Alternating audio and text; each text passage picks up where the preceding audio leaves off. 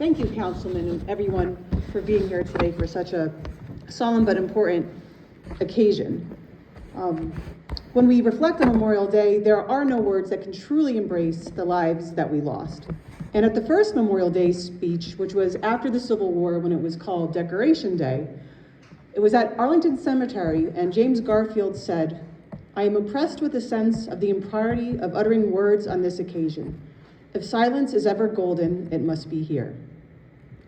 So knowing that no words can completely honor those we lost, your community has always known what to do. You act. From renaming bridges to taking care of this building and its memorial outside, you put your words and memory and honor into action. This is a community that understands what these men did, a community that understands the cost to preserve our freedom, and this is a community full of individuals brave enough to defend it. And I am so lucky to stand and honor others with you here today.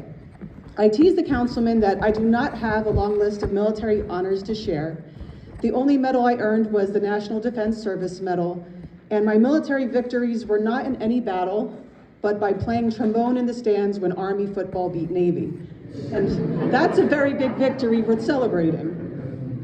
When I transitioned from Army life to becoming a teacher and a mother, it was also a time when many of my classmates made the ultimate sacrifice in Iraq and Afghanistan.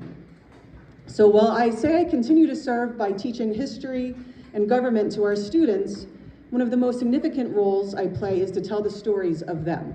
So to just say their names, my classmates David Boris, killed in Afghanistan, Paul Karen, a fellow history major in my company whose funeral was postponed in Arlington to wait for the birth of his son, killed in Afghanistan on his 5th tour.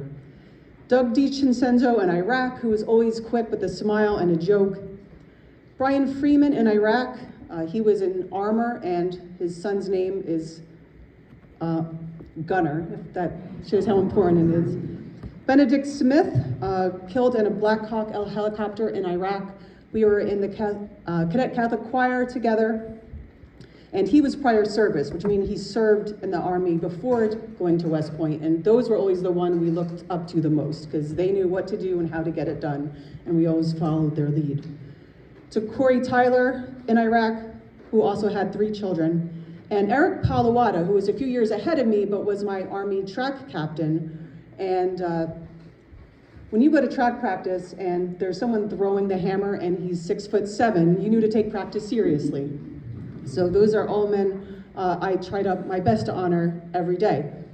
But also as a historian, it's an honor to research about the men who made the ultimate sacrifice from this town, those men mentioned earlier. And from my research, I learned so many amazing things about them.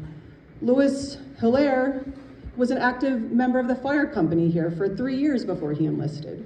Newspaper articles reported about the great party they threw in town for him before he was sent away and the gifts that they gave him. Then later articles unfortunately mentioned that he left behind a son who was born while he was away.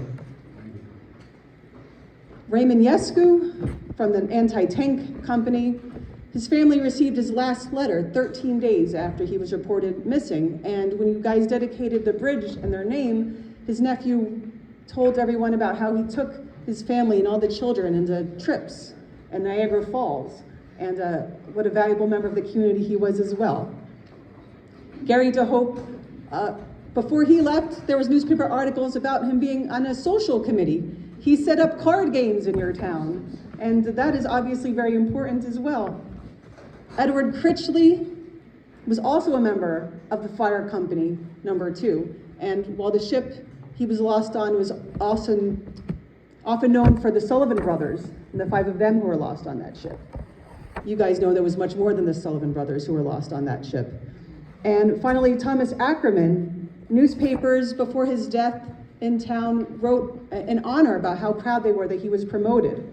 But then there was also newspapers when his parents were awarded his Purple Heart and his Bronze Star, how he did not give up command when he was hurt, how he refused medical attention, and how he successfully repelled a prolonged assault from his service.